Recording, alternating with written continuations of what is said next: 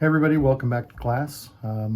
Today we've been covering some different areas of specific areas on the clipper blades where we have tolerance issues.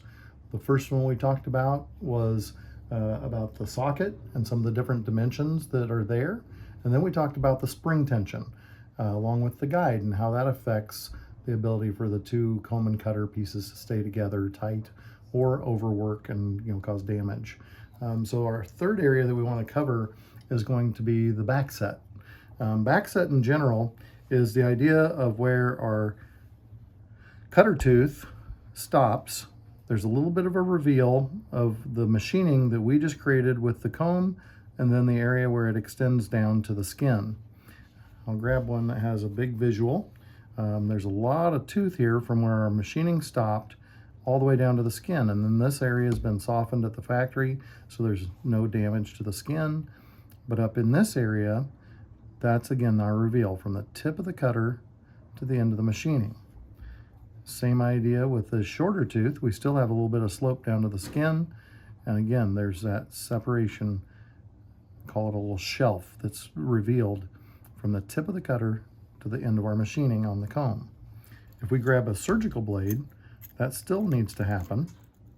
And in the case of our surgical blade, notice there's no extension of the tooth down to the skin.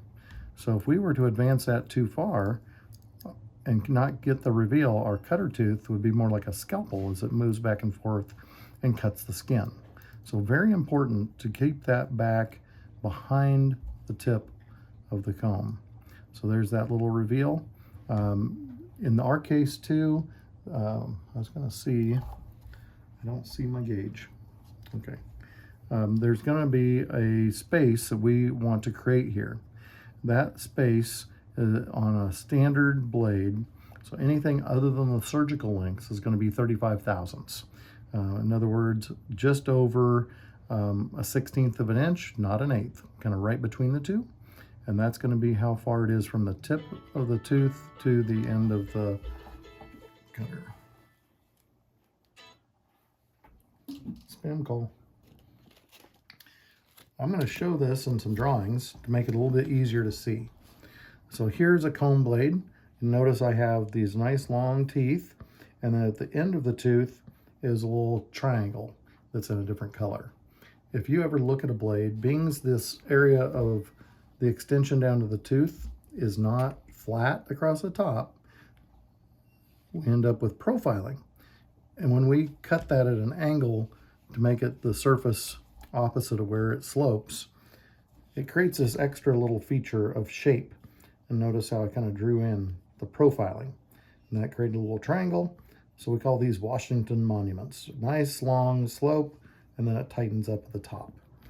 And that's going to play into how we do our backset. So that's the comb. Then we have our cutter. The cutter has its nice sharp teeth all the way to the tip, and that's how we sharpen those. Now when we lay those on top of each other, we start getting different situations. My black line here is going to indicate our feeler gauge. That's kind of our dimension that we want to go. And if I stack that on top of the tips of the cutter tooth, and we look at how far forward it is, notice I have a lot of reveal here of our machining along with the triangle. So that's telling me that my cutter is too far back. And my picture even, it hangs over the holes where we would need to mount our spring and our socket. So that's a pretty severe distance too far back. Now if we take that, and we'll do the next example, and we push this cutter forward, notice here's my hole, and I got a big reveal of area behind it, which pushed the tips forward. Now my tips are way up here into the triangle area. So my gauge, when I set it on the tips of the cutter, is sitting way over the slope part of the tooth. So that's out too far. If that even goes farther, and I even think about right here, this little triangle, and then here's my tip of my tooth, there's a pinch point right there that we could catch some skin. And that would not be good for our customer, whether that's a person or an animal. Now if we take and we put my gauge here, notice from my holes in the back that I'm crooked, and it shows it here where I have quite a bit of tooth in front of my gauge as it sits on the cutter. It sits on the cutter here, and you can't see much of any of our slope piece, just showing that we're crooked. So let's fix that, and we're going to go to what we really want to create. And what we're showing here is my feeler gauge is on the tip of my cutter teeth again. It covers up all of what was there for the flat area right behind where the triangles are. And so all we want to see in front of our gauge are the little triangles peeking out in front.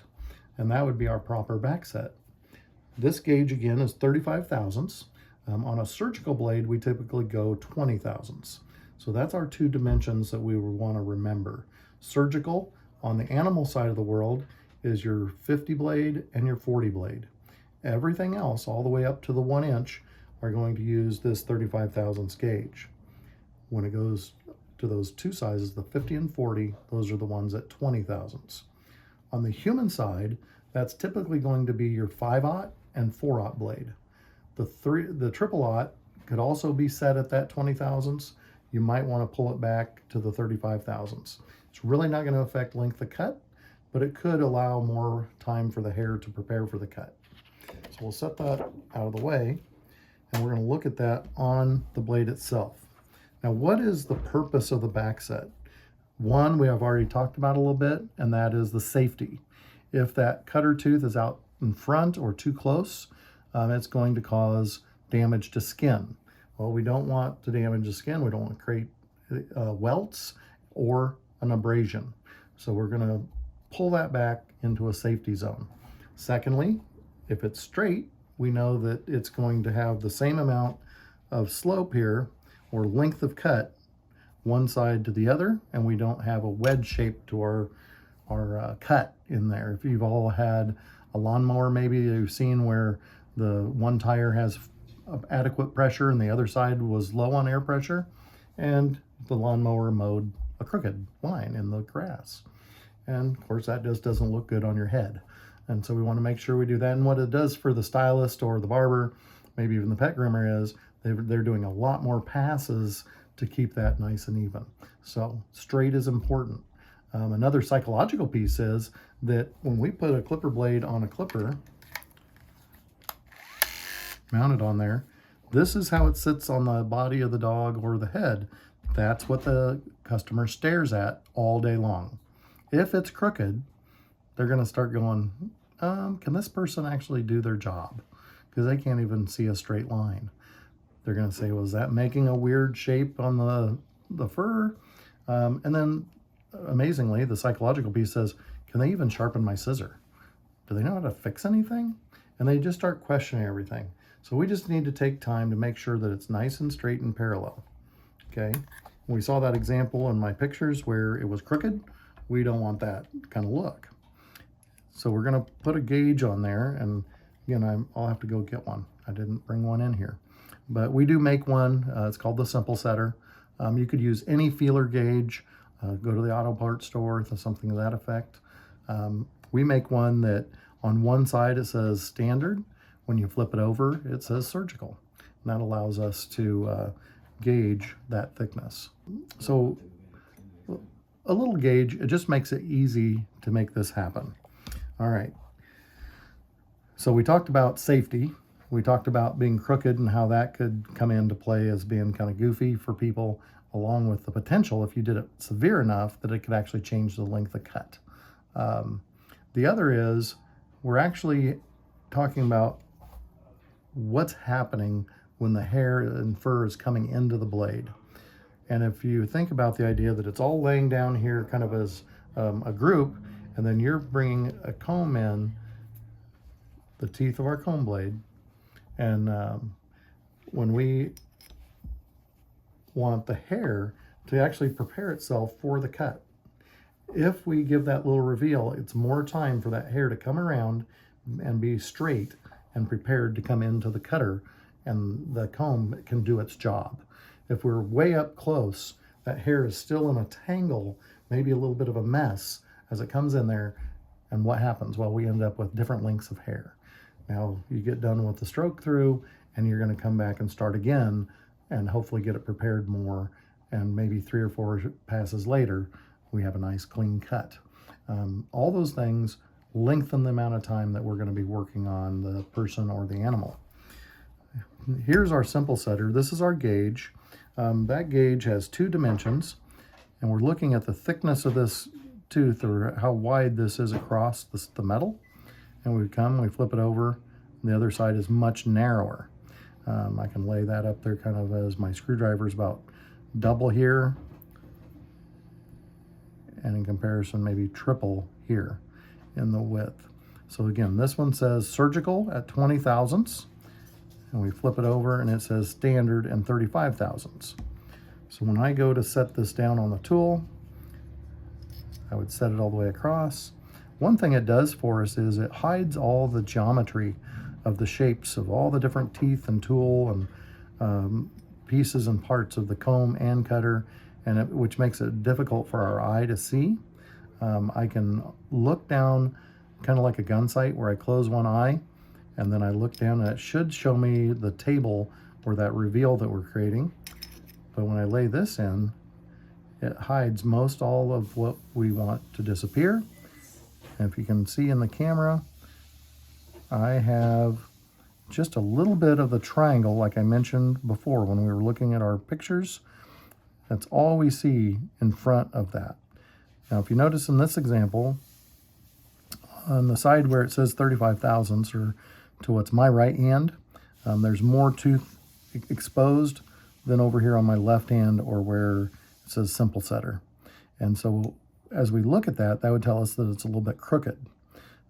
To fix that condition, I'm going to grab my screwdriver. I'm going to only loosen the side I want to move, and I liked how the side to my right hand looked. I'll slide it back slightly. Set this back on. I went a little too far, but my screw's loose. I'm going to tighten the screw, see if it slides forward any. I tighten that fully. It stayed just a little too far back. We'll make another subtle adjustment. Loosen my screw. Retighten. Set this back on. Now, as you can see, we're pretty much exact all the way across in our reveal. So we have a really nice straight blade. I could see that very quickly with the gauge. I move it out of the way, double check that I like how it's sitting, and we have a safe blade that has enough room for the hair to prefer the cut and that we won't catch skin. If we take that with our surgical blade, I set this in. I don't have this one put together, so I'm just me holding it. I would bring it up. I just barely want to see the tips of the comb blade sticking out in front of it. So I would work until I had it there, and I'd have my 20 thousandths reveal, which is a little thicker than my fingernail. Again, today that's about the thickness of a credit card on the 20 thousandths side, and then maybe almost 2 credit cards thick on the other side. Again, we have these tools that we make and have them available, and would make it really easy for you. That is what setback involves. It's something that is definitely worth your time to do, and make sure that you've done it accurately. Again, appreciate your attention to the class. If you like this video, subscribe to our channel, or if you're on one of the other mediums, like or follow. Have a great time. Thanks.